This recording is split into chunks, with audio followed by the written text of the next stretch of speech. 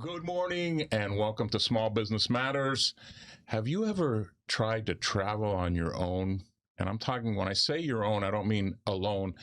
I mean making travel plans. Maybe you're using ChatGPT or some other large language model. Maybe you're checking the internet. That may be the most difficult way to do it. Anyway, today we have Izzy Frometa from his company Mundo Travel Group, and he's going to let us know exactly why people should be using travel agents. And of course, we're always very thankful of Miami's Community News for allowing us to use this platform. So, Isai, also known as Izzy, how are you today? Good morning, Carlos. I'm doing well, thank you. Excellent. So before, I like to say people do business with people, so I like to get to know, and for the audience to know who you are, a little bit more about you. And it's interesting because Izzy and I grew up in the same neighborhood. We grew up in the Roads, just 3 blocks apart. You were on 24th Road, right? 23rd. 23rd, 2 blocks apart. I was on 21st Road. And, we don't remember crossing paths. We probably did. He's younger than I am. And, but we knew the same people, and, we used to play baseball on the street and do other things that maybe we shouldn't mention. But anyway, tell us a little bit about your upbringing and what finally got you into travel. Well, I'm Cuban born and been in the country since 1969. My parents migrated from Cuba in 1968. We got here in 1969. As you say, grew up on the Roads. Wonderful place to grow up in. Yep. We used to play in the streets, stickball, box ball, baseball, right next to St. Sophia Greek Orthodox Church in the parking lot there. Yeah. So my studied in Coralway Elementary School, Shenandoah Middle School, Miami High. So like I said, I'm pretty much a native Miami. Yeah. We after school, I started working with my father. Originally, my father was a woodworker. Okay. Since Cuba, and I started working with him at the age of 16 and learning the trade. And I did the same thing, and I grew up, and I learned the skills of woodworking. We had a company for many years, and then during time, we decided that it was better to close down. Okay. And start working in other careers. So that's one of the main things that brought me to the travel industry. Okay. So when you did woodworking, what type of work did you do? I used to do fine woodworking, custom woodworking. Okay. We in the trade I'd learned, and through the times I did everything from designing, sales, production, installation. Of what, like cabinets or what was it? We did a kitchen cabinets, bathrooms, wall units, bars. If you would call me and say, well, I have this idea, I have this crazy idea. I used to work mainly with interior designers. Okay. So interior designers would bring us the projects they had in mind and present it to us. And after that, they would just say, execute it. And that was the fun part. Okay. Because as we know, paper holds everything. All right. And back then, CAD wasn't, computers were not a big thing. Right. And technology was down, you're talking 1980s. Right. Early 80s, technology wasn't the biggest thing. Yeah. So that's when you really had to, figure it out. Mm-hmm. And they would come up with some really nice ideas, beautiful concepts, but at the time of execution, it was like, okay.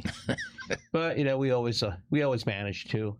And communicating with them, that's a good thing we had.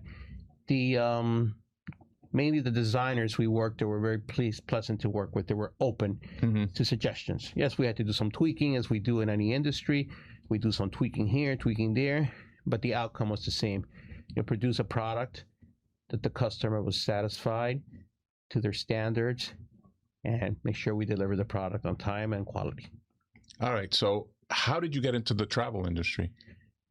I started traveling at, officially my first cruise was in 1987. Okay.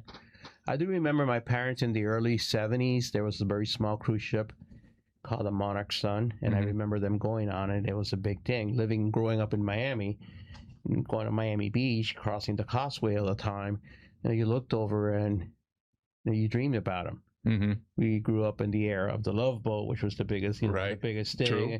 And we always wanted to be, one of the cats. We always wanted to live in the Love Boat. Right. So my official first cruise was in 1987 on the Emerald Seas, another small ship.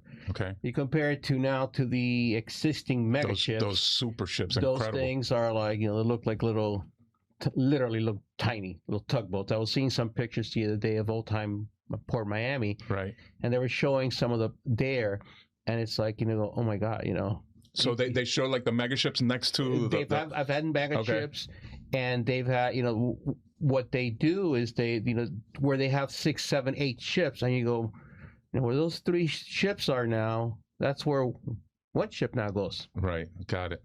So I did my first cruise in 1987, and I fell in love with the travel style, with the industry.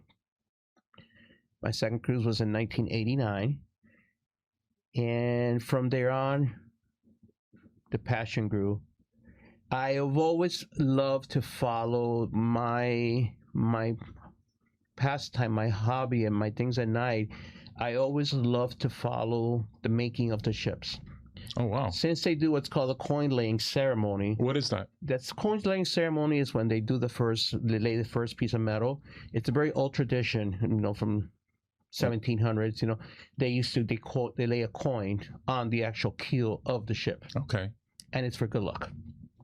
So it's a big thing. The first piece of, when they cut now the new first piece of steel, and they do the coin naming ceremony, those are big things. So as the industry started growing and ships started getting modernized, I started following them. So I will follow them all along since they were being built. How long does it take to build one of those mega ships? Right now, they build those things in about 2 years. Wow. It's incredible. The way they've been being built now, it's the technology. Before, it was piece by piece and welding. Now these things get built in mega blocks in different areas. So they... Actually, it's like modular homes, kind of? It's like that modular home. Okay. So they'll start bringing pieces, and they weld them in pieces and weld them. Even the cabins are pre-built. So they actually are modules that they slide in through where the balconies would be. Right. They slide them in. Wow. It's a plug and play. So the plug and play, you get there, you connect everything. So what would take before maybe 6, 7, 8 years now gets done in 2 years. And those are some big ships. Those are some big ships. And when you see that the industry, the companies pretty much are rolling out a new ship every year. Even, the mega ships, you'll see the schedules, you'll see, delivery on the 26th. The next one, which is right the same size or maybe a little bit bigger, 27, 28. Right now, the industry has ships already being rolled out to 2033. That's how long the shipyards already are booked. Wow. And the amount of ships that are coming out to the industry. And there's going to be more after that, I'm sure. And there's going to be more. The demand for cruising is just incredible. Yeah. It's an incredible thing. It's funny because I took my first and only cruise in 2011. And when I tell people that, they think I'm a Martian. They think, where are you from? That, you live in Miami and you've only done one cruise your whole life. But anyway, you've done this a lot. What has been your favorite itinerary so far? Tough question. It's a tough question because it's like itinerary. I've done, right now I'm on my 60-something cruise. Okay. As you tell, it's, they call it a kind of a little addiction. Okay. It's a good addiction to have. Right. It's an addiction my wife loves that I have. Right. As she says, of course she's going to love that. She books him, she researches, and she tells me, or we go. Or I just tell her, honey, I think come. She goes, do it. Right. So that's why one of the reasons we're partners too, along with Mundo Travel Group. Right. We are part of, both of us. We work together. Okay. With the company. So that's something we do, and we enjoy doing together, traveling and the selling and the preparations. So, I started, when I started cruising, I originally did many Caribbean cruises. Mm-hmm. I visited exotic islands, like back then Aruba, mm-hmm. Curacao. I've been to Martinique. Okay. I did visit La Guaira, Venezuela in 1993. That's when we did the Southern Caribbean. Mm-hmm. I've done St. Thomas, St. Martin, did all those. Since 2019, in one of those things, the company put together a cruise, and they called us and they said, "Hey, we're going to Dubai." I'm like, "When?" And he goes, "In 18 months." A Dubai cruise? A Dubai cruise. So The first thing I said, 18 months? You know how many things could happen from here to 18 months? But my wife said, let's put the deposit. Let's go along and see what happens. So that was our first exposure to international travel. We flew to Dubai. We loved Dubai. We spent 3 days in Dubai. Then we boarded a cruise ship and we did Dubai, Abu Dhabi, Qatar. We visited Bahrain. Mm-hmm. And it was a beautiful experience. In that case, if you ask me what was impressed you the most, being in construction, woodworking, Mm-hmm. the execution they have there, those buildings, seeing a city just pop up out of the desert Right. in the last 25, 30 years. Yeah. And not only just a small city, but what they do. I visited the Burj Khalifa, which is the tallest building in the world. And it's like, impressive. Yeah. So I had that. We had exposure to the desert. The most beautiful sunset I've seen is in the middle of the desert. And it's beautiful. Yeah. But then the following year, we traveled to Europe. We started going to, and we did Barcelona. We did Italy. I fall in love with a little port. Always on cruises, right? On cruises. Okay, that one was on cruises. Okay. On cruises, yes. 2025, we did Alaska. And these are destinations that a lot of people tell me, Alaska, it's cold. What are we going to do there? I had seen pictures from Alaska that you look at them, you go, wow, how beautiful. Pictures don't do justice to it. Wow. I mean, when you get there and you start seeing the fjords, you see nature, you get to see whales next to you, those little cities, Ketchikan, Skagway, all those little places. I mean, I told my wife, well, I think I'm going to move to Alaska. I love it. I will tell you, this year we had a trip, which all these trips are organized and prepared ahead of time. As an agency, Mundo Travel Group, Mm-hmm. we prepare these cruises, these tours, with 2 years, 24 to 18 months ahead. Okay. And why do you do that? We do that because the industry has changed a lot. Okay.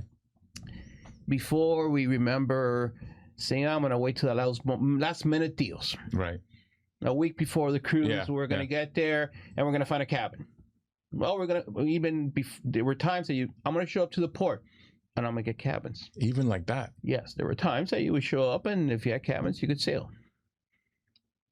Due to all the regulations now, they have to have a manifest way ahead of time. Okay. So they check passengers and everything like that. As a matter of fact, once the manifest is sent to the ship, Mm-hmm. changes are not really something that are commonly allowed or welcome. Okay. So that's why. Why do we do it so far? First of all, pricing. Okay. Pricing. The standard was before, the closer to the sailing, the better The pricing. prices you would get. A lot of people still have that. Industry's pricing strategies has changed. Okay. When they release now, cruise itineraries get released up to 2 years before. I go back to when I said when I went to Dubai, 18 months. Yeah. You know how many things that happen in 18 months? Well, a lot of things that happen in 18 months. And one of the biggest things that happen is prices go up. Okay. Prices do go up. Got it. Cruise lines, they offer, when they roll out, they offer the best possible price. As time goes by, prices start going up. Okay. It's dynamic pricing. It's like everything nowadays. Right. Everything nowadays is dynamic. It's offer and demand. Got it. The more demand, the prices go up. Seasonal sailings, spring break, summer, Europe season, Mm-hmm. those are things that affect. So we go ahead and not only that, we get the best space available.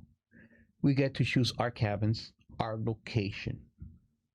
When you're traveling in a group, which we do groups for all sorts of groups, and we'll talk about that a little bit further down.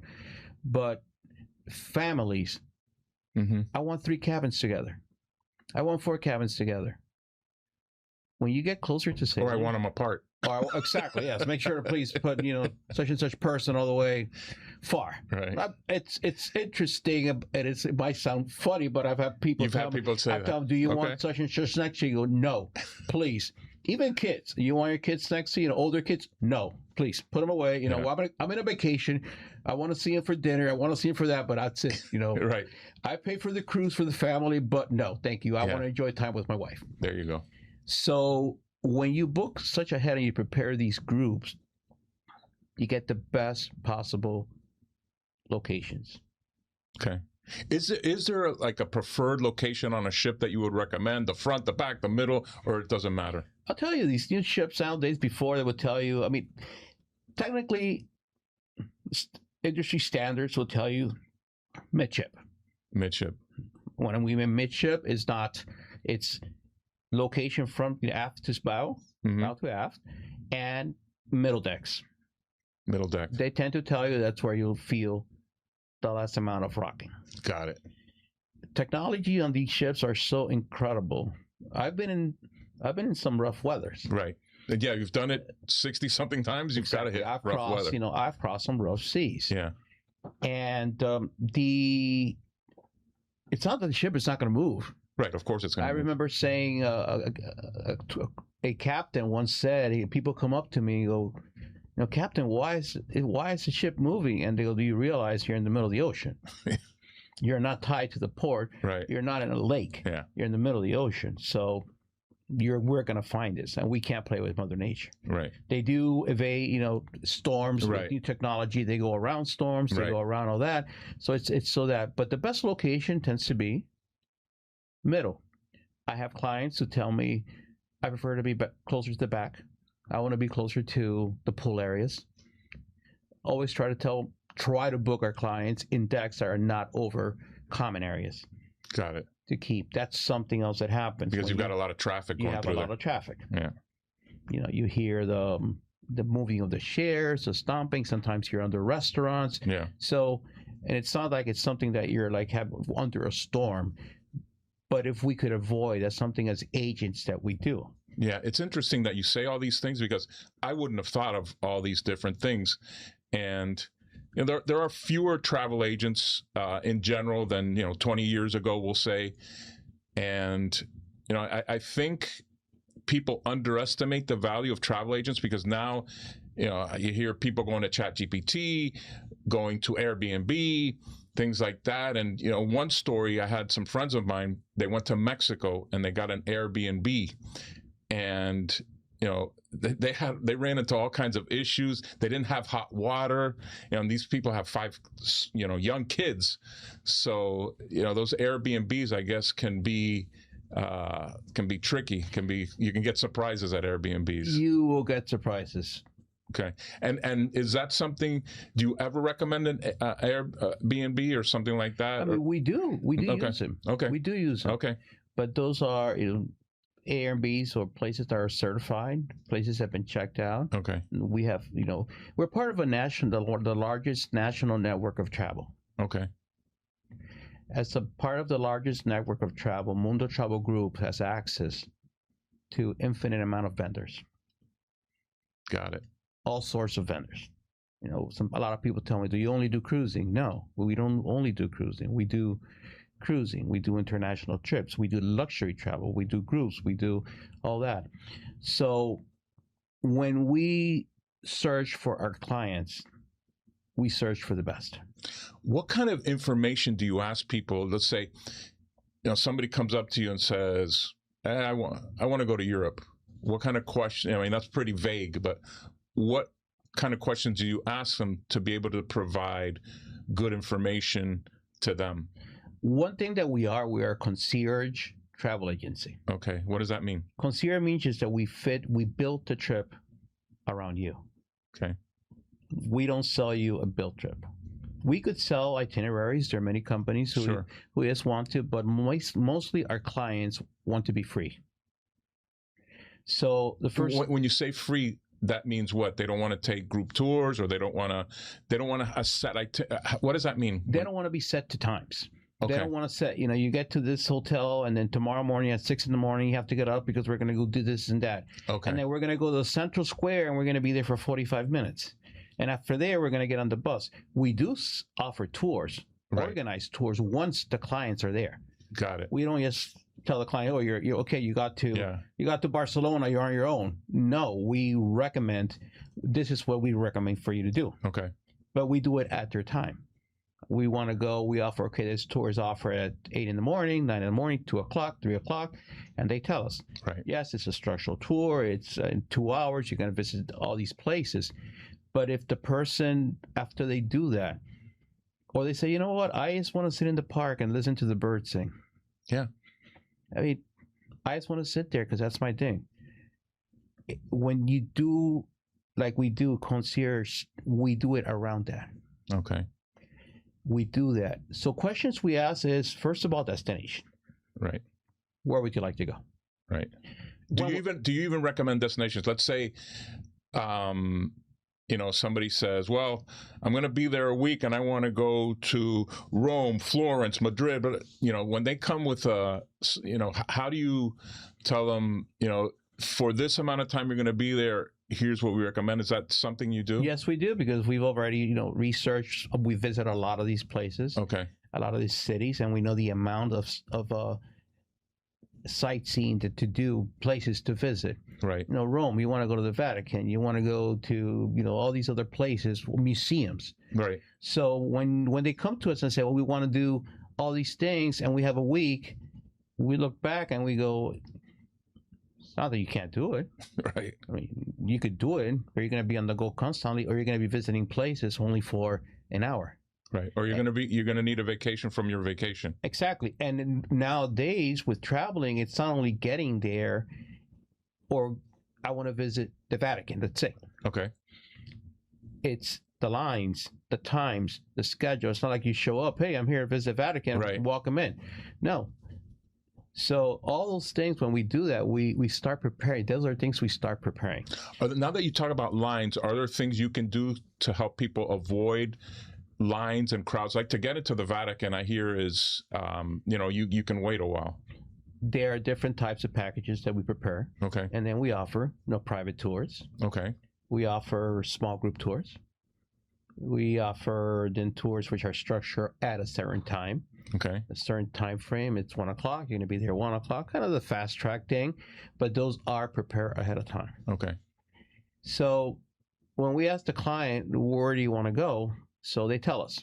Well, they ask for suggestions. What is it you're looking for? Are you looking for beaches? Are you looking for nature? What is it that you're interested in? Once they give us that, or they give us a place, then we start working. How long do you want to stay there? Right. What do you have in mind? Like you said, I like to visit Barcelona, Madrid, Segovia, and I want to go to Paris. How long do you have? Well, we have 8 days. Well, you have to remember, it's a day. You lose a day for flying. Correct. And going and coming. It's 2 days out of there. Yep. How long are you going to be in each city? What do you want to do? How long is the transportation from city A to city B? Yep. Are you taking the train? Do you want to take the bus? Do you want to fly?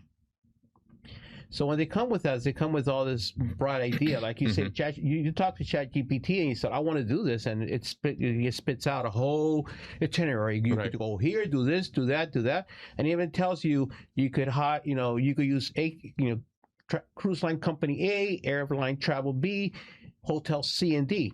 Right. It tells you all these things. Wonderful.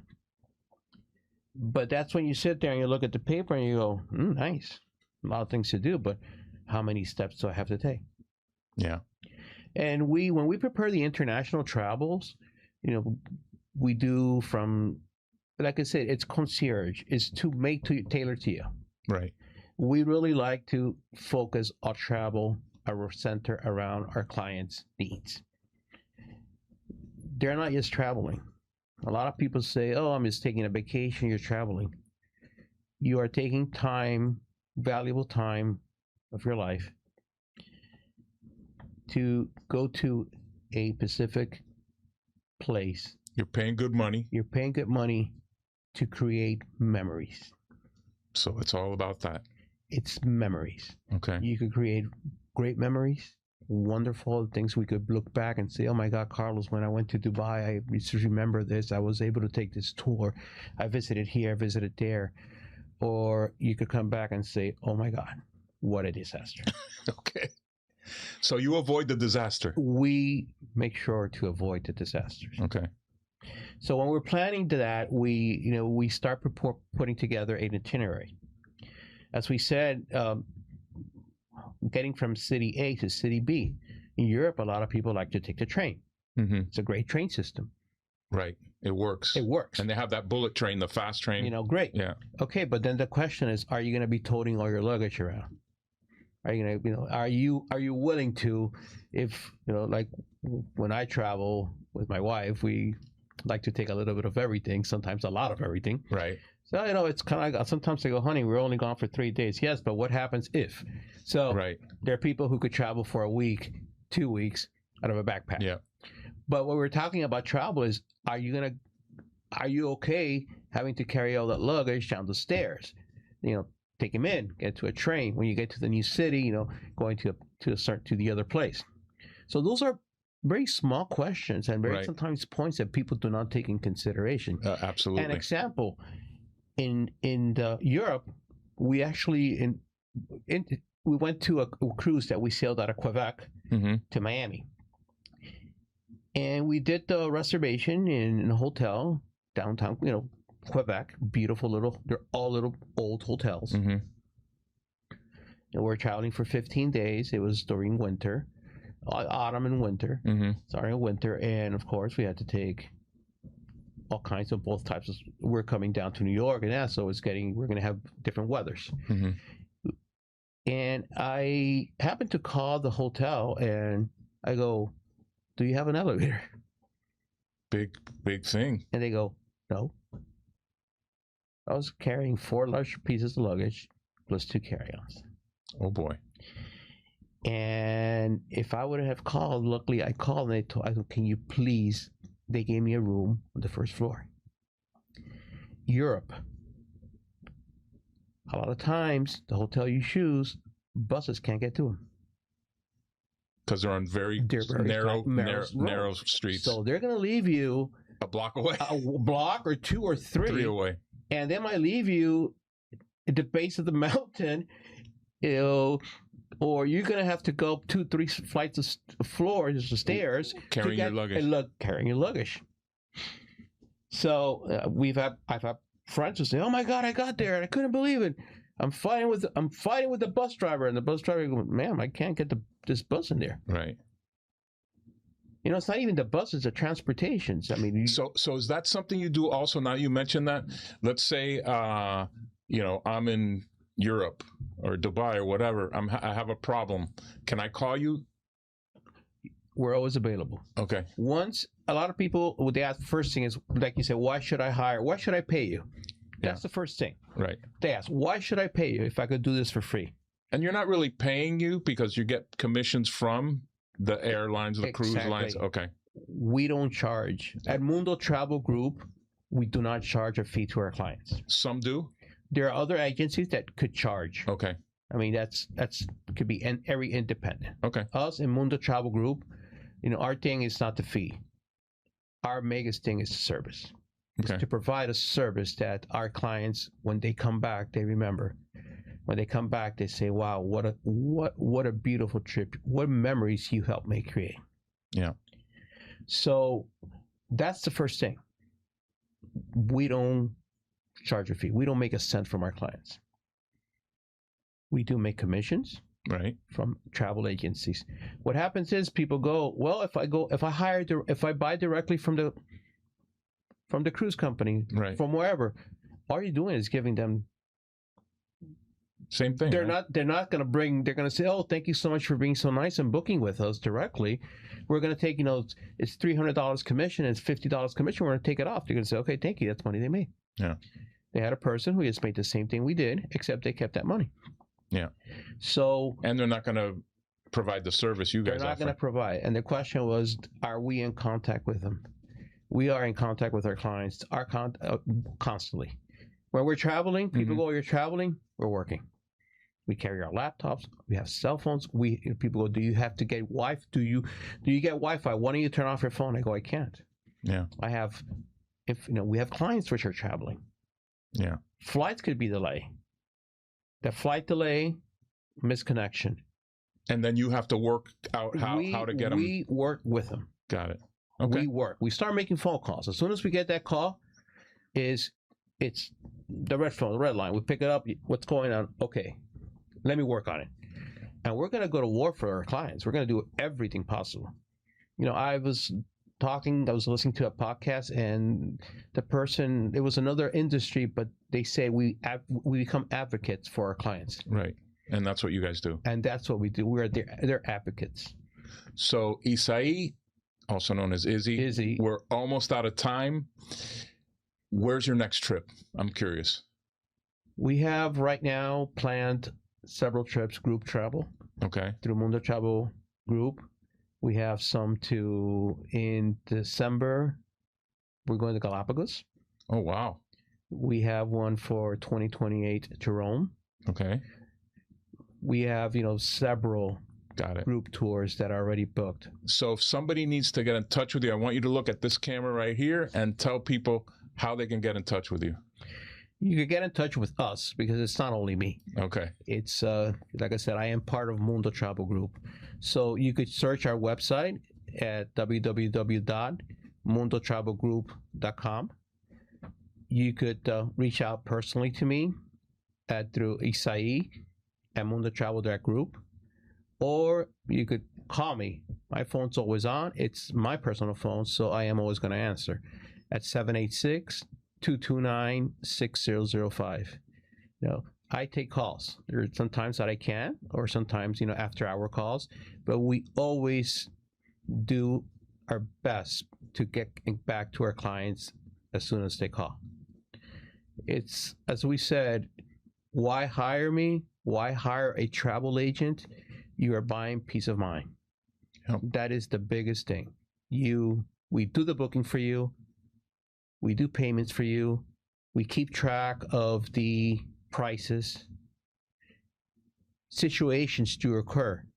Cancellations, illness. We go to war for you. We will do everything possible to have the most positive outcome for our clients. So we're here to serve you. We're here to, help you to not only create a vacation.